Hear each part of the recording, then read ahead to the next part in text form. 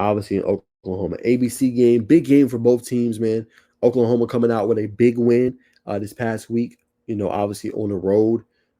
Major victory for the Sooners. Can they follow that up and do it at home against Ole Miss? And for Ole Miss, everything's still out in front of you. You're number 8 team in the country, but don't allow that loss to Georgia. And that was my concern. Don't allow that loss to Georgia to spiral out of control, right? And if you are Ole Miss, like your offense was balling last week against Georgia, they had no answers. But now you're gonna have to find a way to go against one of the best defenses in the country. This team ranks number 1 in total defense in Oklahoma. You're gonna have to find a way to be able to score points. My concern with Ole Miss is their defense. Besides Sunterrain Perkins, who else will step up for you? Who else are going to make the plays that needs to be made in this game to win? Right? I'm not sure. And last week was concerning. Not saying Georgia don't have pieces, not saying Georgia shouldn't be able to score the football, but if you are Ole Miss, you shouldn't be giving up that many points to Georgia. 43 points, like that's tough. So for me, that's concerning if I'm an Ole Miss and I'm a Rebels fan. I still believe in Trinidad Chambliss. I think he's playing at a high level, in my humble opinion. Struggled a little bit towards the end of that game. But when teams bring blitzes and they try to speed him up, he has to be more accurate with the football. You know, he was not that in that game. And you need some semblance of a running game.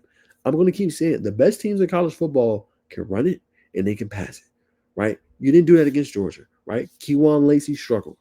You got to find a way to get the running game going and not put so much on your quarterback and make it seem one dimensional. Yes, you had big plays of Deshaun Stribler, excuse me. Big plays of Hilton Deuce Alexander. You did what you needed to do there. But at the same time, you have to be able to have a running game. So then when it comes down the stretch and they need to stop, you can run the ball and thump them. So for Ole Miss, those are some of my concerns. Can you win a big game? Can you win a big game if you Lane Kiffin? Right? You've done good this year, right? Nobody's expecting you to win this game.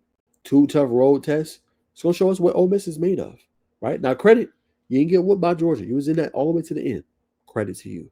But now you're facing a whole nother behemoth in the number 1 defense in the country in total defense. You're gonna have answers. For Oklahoma, you feel pretty good. You got your quarterback back. You got a swag back last week. He's throwing the ball at a high level. And you did what you need to do. And this team is college football playoff worthy. And the reason I say that is because of what we just said with their defense. So all you need is a competent offense to score over 20 points. Your defense 9 times out of 10 is going to slow down opponents. And just don't put the ball in harm's way. Right? So you got to credit Brett Venables. You got to credit what he's been able to do with this team again and having one of the better defenses in the country. So for that reason, I'm going to roll with Oklahoma. I still think defense wins games.